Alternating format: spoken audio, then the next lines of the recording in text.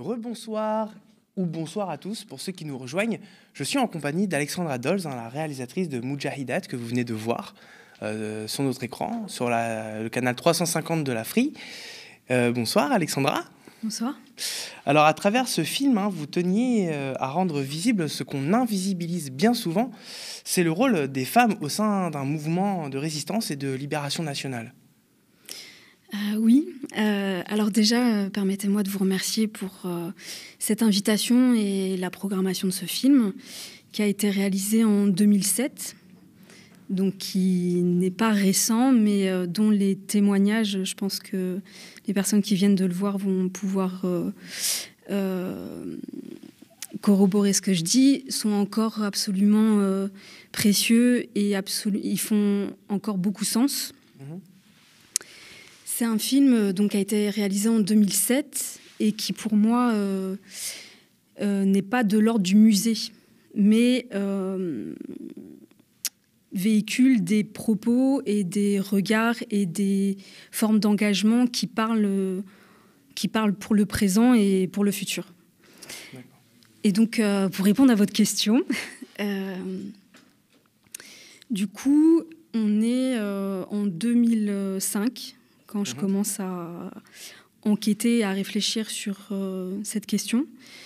Donc, pour resituer aux spectateurs, on est en plein dans ce projet de loi du 23 février 2005 sur l'inscription dans les manuels scolaires du rôle positif de la colonisation. Oui. Donc, c'est un peu le climat idéologique dans lequel cette réflexion se situe. Et moi, à l'époque, j'étais stagiaire dans une boîte de prod qui a réalisé une fiction sur le 17 octobre 61. Ouais. Et de ma position de stagiaire, j'ai pu voir un peu les enjeux des différents rapports de force, ce qui a été enlevé au scénario ou pas. Et j'avais assez peu de connaissances, en fait, sur la guerre d'Algérie. Sinon, ce qu'on apprend dans les manuels scolaires, en fait, à l'école républicaine. Et donc, du coup, il y avait cette idée de...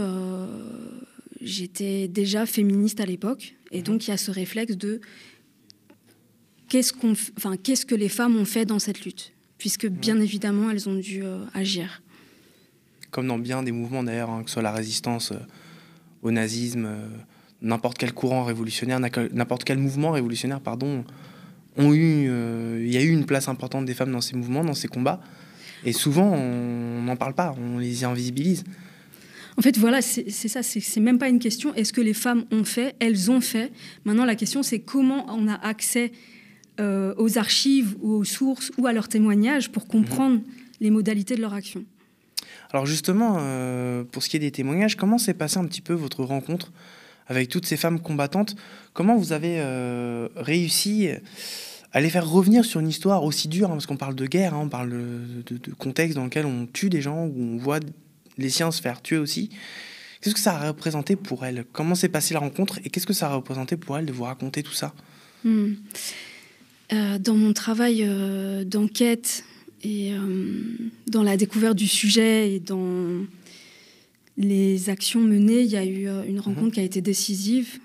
Ça a été avec l'historienne et elle-même ancienne combattante Jamila Amran, Danielle Mine, qui m'a ouvert la porte, qui m'a ouvert ses archives, qui m'a ouvert son carnet d'adresses pour entrer en lien avec les autres Mujahidat en Algérie. Puisque Jamila Amran, au sortir de la guerre, a entamé donc un travail de thèse. D'ailleurs, je peux peut-être le montrer, je montrerai le livre à la fin de l'émission. Un travail de thèse basé sur 88 entretiens de Mujahidat, donc possible par la proximité d'un vécu commun, puisqu'elle-même avait été partie prenante dans cette lutte de libération. Et donc, j'ai rencontré Jamila Amran. Ouais. Et là, voilà, c'est grâce à elle, elle m'a mis en lien avec d'autres Mujahidat. Et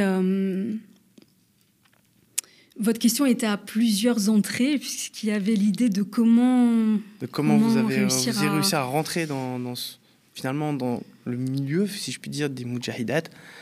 comment vous avez pu les rencontrer. Et ma deuxième question, effectivement, parce que ma question était en deux temps, qu'est-ce que ça a représenté pour ces femmes de revenir sur un tel épisode, sur tous ces souvenirs qui peuvent être douloureux, parfois même traumatisants? Qu'est-ce que ça a représenté pour elles de raconter tout ça?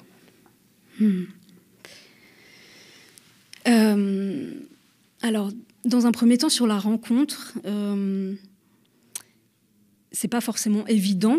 Je me souviens que Baya Laribi, paix à son âme, avait pu partager ça dans un colloque où elle racontait qu'au départ, quand elle m'a vu arriver, voilà, il pouvait y avoir une forme de méfiance. Ok, donc c'est qui cette Gouer, cette Française qui veut faire un documentaire sur la guerre d'Algérie?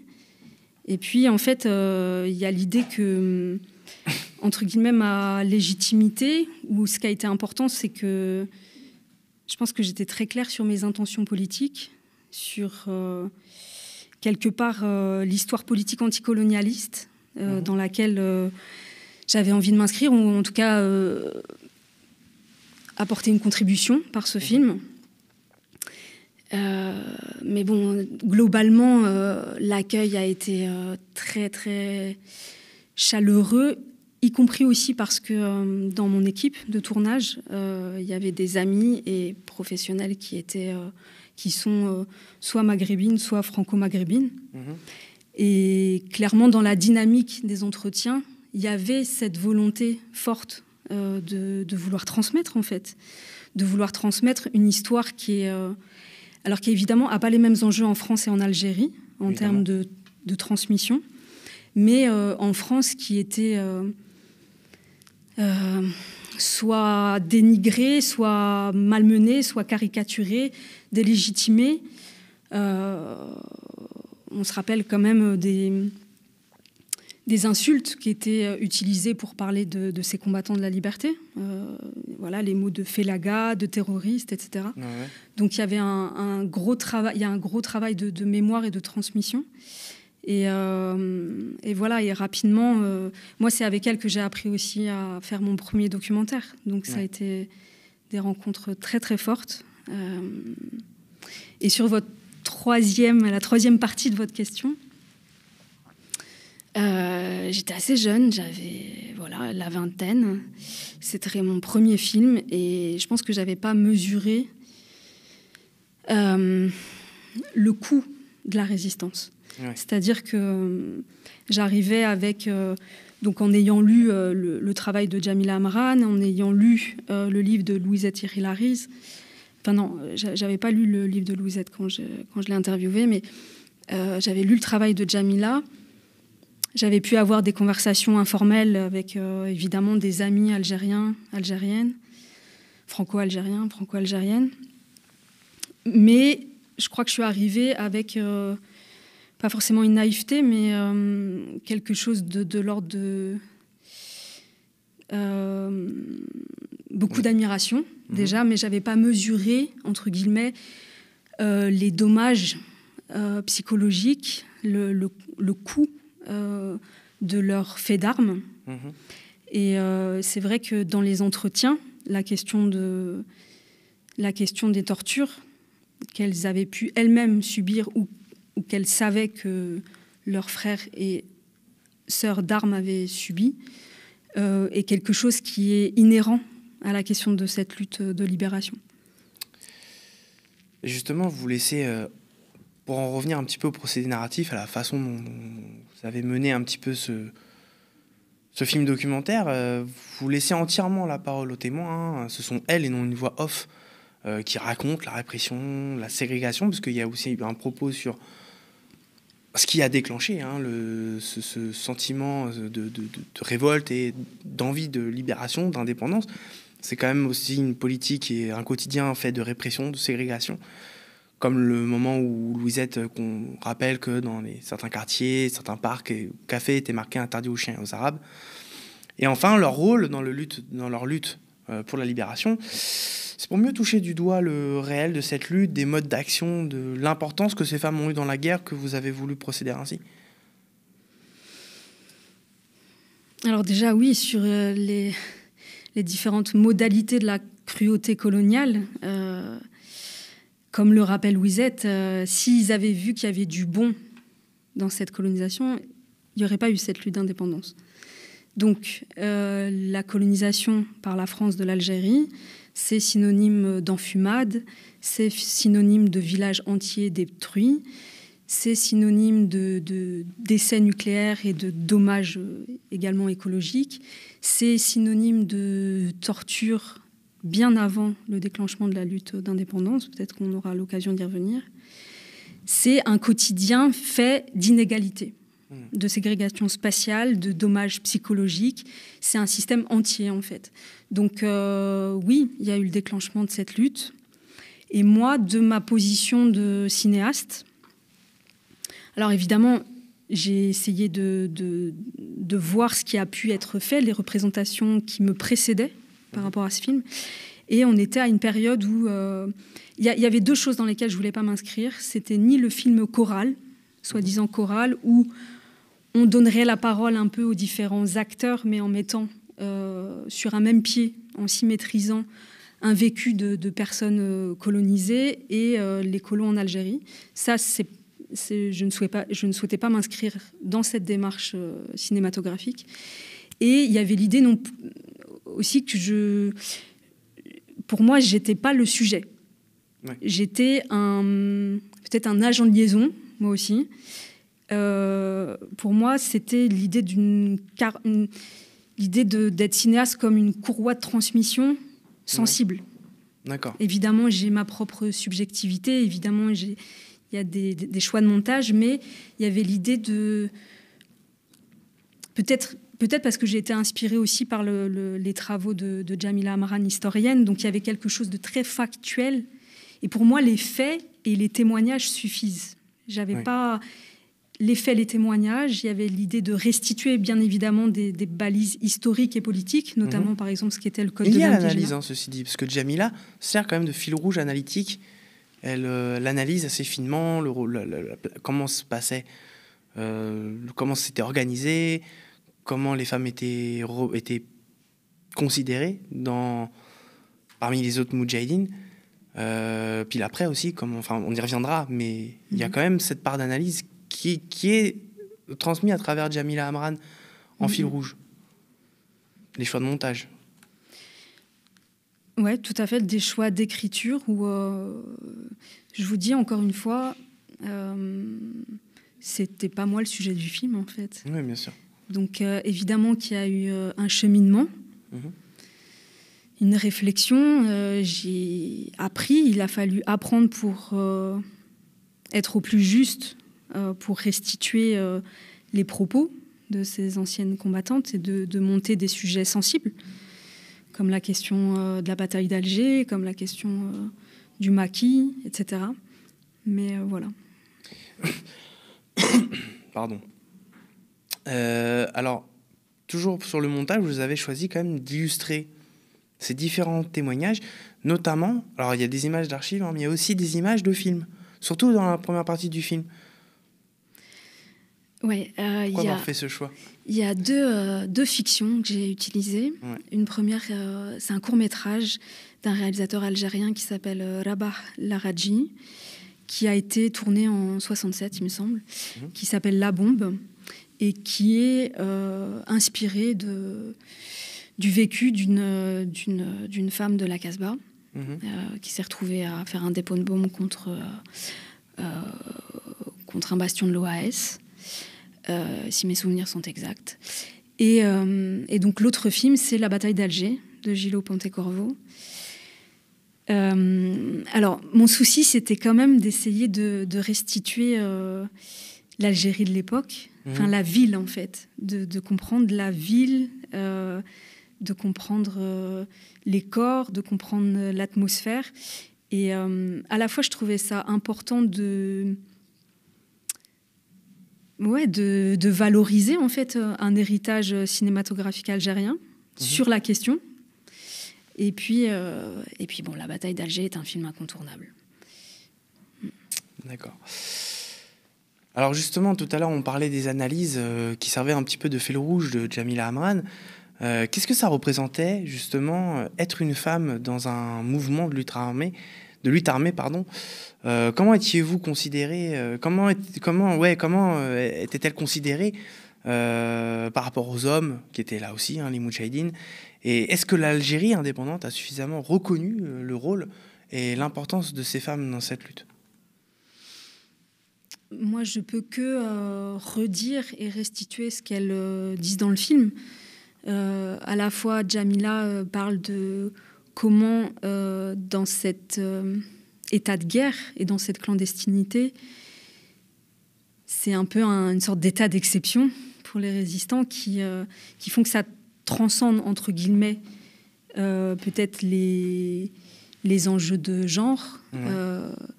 Elle disait aussi que dans, par exemple, les groupes qu'elle a pu étudier, par exemple le groupe de Zora Drif avait été plus éduqué que ses compagnons, donc peut-être qu'il y avait des enjeux d'éventuels rapports de domination qui pouvaient être plus masqués, mais comment dire, en tout cas moi quand je les ai rencontrés, ce dont elle voulait témoigner, c'était l'unité. C'était l'unité profonde au maquis ou dans cette clandestinité, quand ils affrontent la mort ensemble, ou la peur de la mort, ou la menace, ou les tortures, encore une fois. Du coup, c'est vraiment ce qu'elle voulait transmettre. Après, on comprend dans le film que les femmes étaient à tous les postes. Donc, que ce soit dans les rôles, on va dire, genrés plus attendus. Alors oui, il y avait des femmes infirmières au maquis. Il y a eu énormément de femmes dans les villages qui ont pris des risques très importants pour héberger, pour nourrir les combattants et les combattantes. Mais il y avait également des femmes qui rédigeaient des correspondances, qui rédigeaient des articles, qui participaient à la lutte armée. Donc voilà, c'était un peuple entier qui s'est soulevé.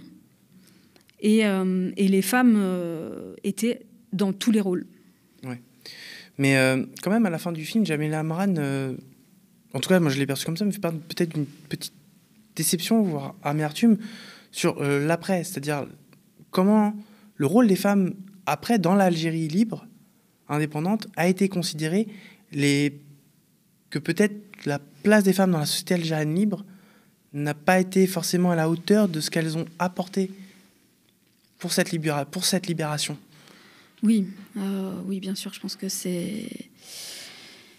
On ne peut pas le contester, c'est incontestable. Je pense qu'il y a tout un mouvement féministe algérien qui aurait beaucoup à dire et qui dise beaucoup sur la question.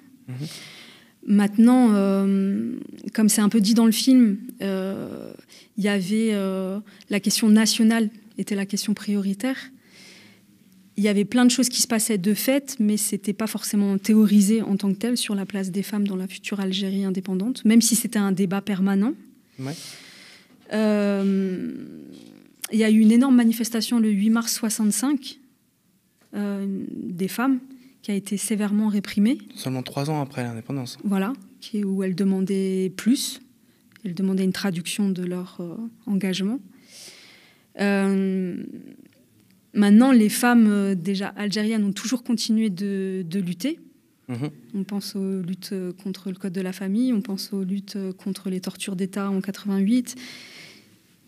Mais bon, je pense que c'est pas spécifique à l'Algérie le fait que les femmes fassent beaucoup pour une lutte et qu'il n'y ait pas forcément une traduction à la hauteur de l'engagement. C'est ce que je disais au début c'est ce que je disais en introduction de l'émission et même dans ma première question, c'est qu'effectivement, on a bien senti quand même que le film avait aussi pour intention de rendre visible l'invisible.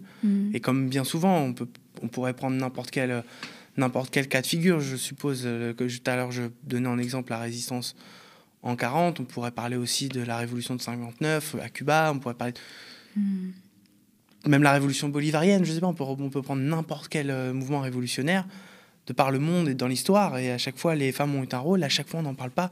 Et elles ne bénéficient quasiment d'aucune postérité. Et c'est quand même problématique à chaque fois. Surtout qu'une de mes intentions, c'était d'essayer de ne pas être dans l'héroïsation.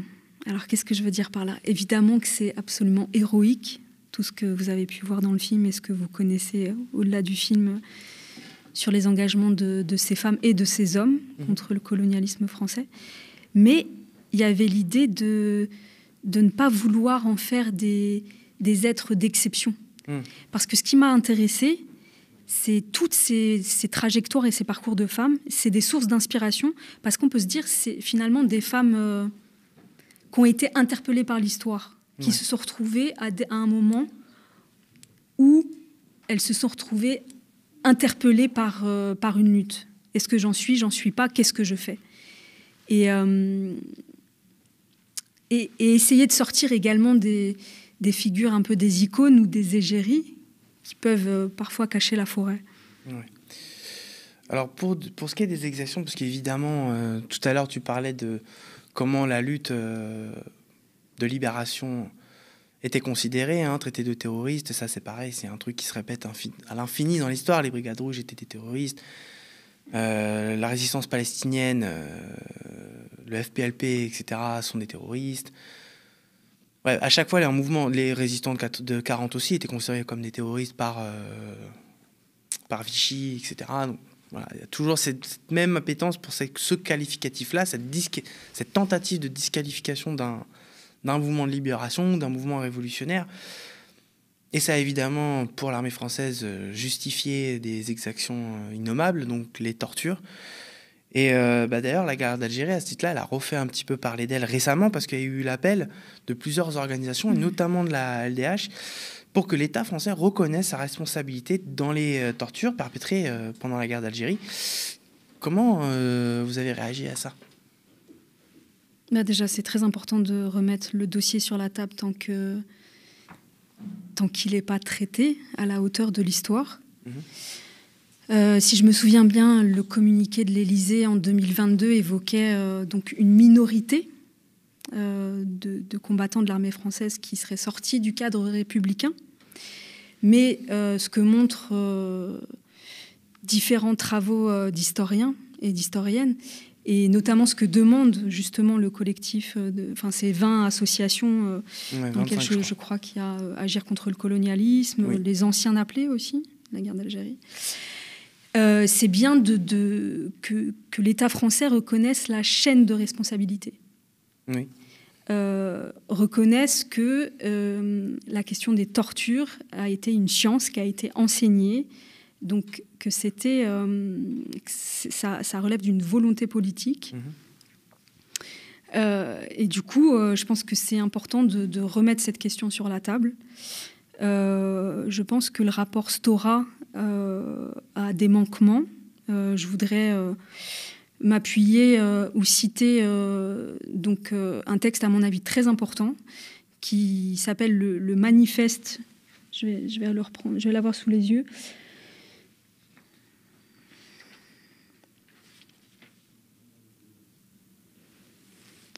Où est-il? Alors, je vais essayer de m'en souvenir de tête. Donc c'est un texte qui a été co-signé par Louisette Thierry Larize, Henri Pouillot, Olivier Lacour-Grandmaison et un sociologue algérien qui s'appelle Monsieur Larkesh. Un manifeste pour la reconnaissance des dommages et des crimes coloniaux faits par la France en Algérie. Donc ça ne concerne pas que si je comprends bien, le texte ne concerne pas que les violences perpétrées pendant la guerre d'Algérie et pas que les tortures en tant que telles. Pas que les tortures. Dans ce manifeste, il déplore et il critique le fait que dans le rapport Stora, il y ait une forme de symétrisation du vécu des colons et des colonisés. Et la journaliste du Monde, Florence Baugé, a relevé qu'il n'y avait qu'une seule mention du mot viol dans un rapport qui fait plus de 300 pages, alors que le viol, comme elle l'a douloureusement réécrit dans un article que je vous invite également à lire sur Le Monde, qui date de 2020, c'est récent, d'il y a quelques années, sur la question du tabou des viols comme crimes perpétués par des militaires français. Dans cet article, elle montre bien que le viol a été utilisé comme une arme de guerre, que c'était une pratique courante lors des interrogatoires, que c'était aussi une pratique qui a été dénoncée par des intellectuels comme Mandouze ou Bourdet dès le début des années 50. Donc une pratique qui se perpétuait pendant la colonisation, avant même le début du déclenchement de l'indépendance, comme une pratique évidemment de terreur et d'intimidation. Et sur la question des viols comme pratique courante et arme de guerre pendant la lutte de libération, je renvoie également aussi aux propos de l'avocate Gisèle Halimi, qui dit que dans les personnes qu'elle a eu à défendre, il y avait 9 fois sur 10 des faits de viol lors des interrogatoires, mais que les personnes n'ont pas voulu rendre ça public ou en témoigner. Donc, c'est des questions très délicates, très douloureuses, mais je pense que c'est thérapeutique et je pense que la vérité est toujours thérapeutique. Et je pense que le fait de poser les dossiers sur la table et de regarder l'histoire et de regarder les faits, c'est ce qui peut amener la justice et l'apaisement. Pour finir, j'aimerais vous poser cette question. Qu'est-ce que l'histoire de ces femmes, de ces moudjahidates, peuvent inspirer aux luttes anticoloniales dans un premier temps, mais aussi aux luttes sociales féministes d'aujourd'hui? Alors moi, j'ai pas envie de dissocier les deux. Non, je ne les dissocie pas, justement. Qu'est-ce qu'elle peut inspirer aux deux à la fois?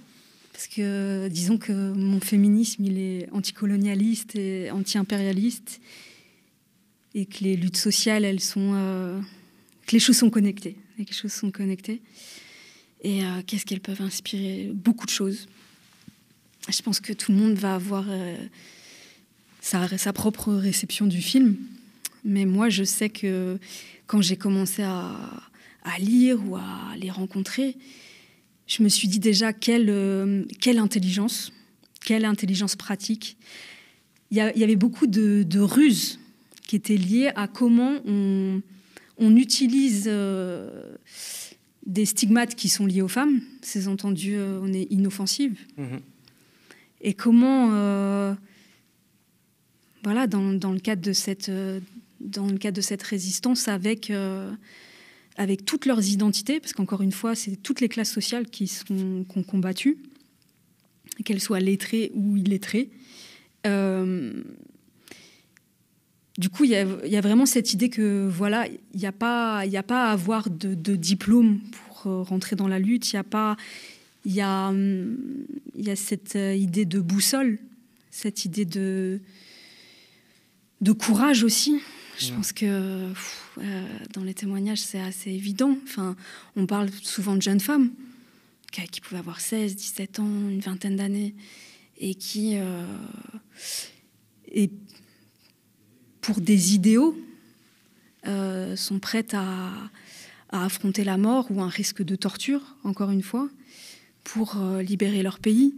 Et ça me fait penser, parce qu'on a beaucoup parlé de la panthéonisation de Manouchian récemment. Et il y a cette phrase d'Aragon sur la mort n'aveugle pas les yeux des partisans, c'est ça? Oui. Je pense qu'elles étaient dans la même flamme. Oui. Merci beaucoup, Alexandra Dolz. Je rappelle, vous êtes la réalisatrice, donc je vais vous le montrer à l'écran, de Moudjahidat, que vous venez de regarder. Mais elle a aussi réalisé Derrière les fronts, qui a déjà été diffusé ici aux médias. Avant de tout à fait terminer, tu veux peut-être, parce que tu es venue avec des livres, oui. Et peut-être que tu veux nous en parler avant de... Ouais. Et peut-être ensuite nous raconter si tu as des projets. Oui, avec plaisir. Déjà, vous dire que sur le site du film, j'ai répertorié un peu tout la filmographie ou la bibliographie j'avais constitué à l'époque. Donc, Ouais. on est en 2005, il y a beaucoup de travaux qui ont été faits depuis. Mais en tout cas, il y a des ouvrages qui ont été décisifs pour moi. Il y a évidemment le travail de Jamila Amran, Les femmes algériennes dans la guerre. Là, aux éditions Cartala, c'est les 88 entretiens qui ont été publiés. Donc là, les témoignages directs. Et il y a aussi le livre de Louisette Thierry-Larize, algérienne, à Casbah Édition. Et je voudrais mentionner également Moudjahida Yamina Sherad, qui a été infirmière au Maquis et qui vient de sortir un livre qui a l'air absolument décisif également. 6 ans au Maquis, aux éditions Kalima, Ouais. une édition algérienne. Voilà. Okay.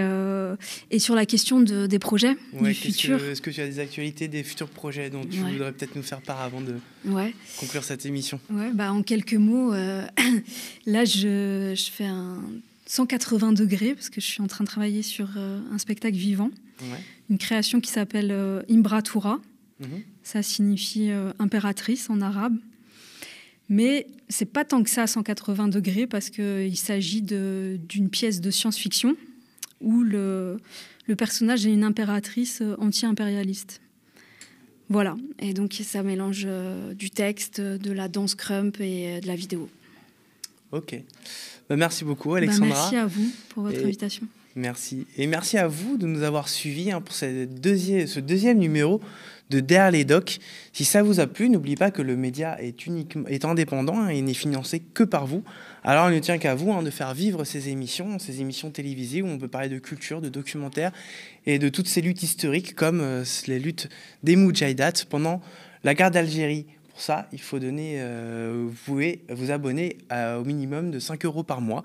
Voilà, sur ce, moi, je vous laisse. Je vous souhaite une excellente soirée et je vous dis à la prochaine.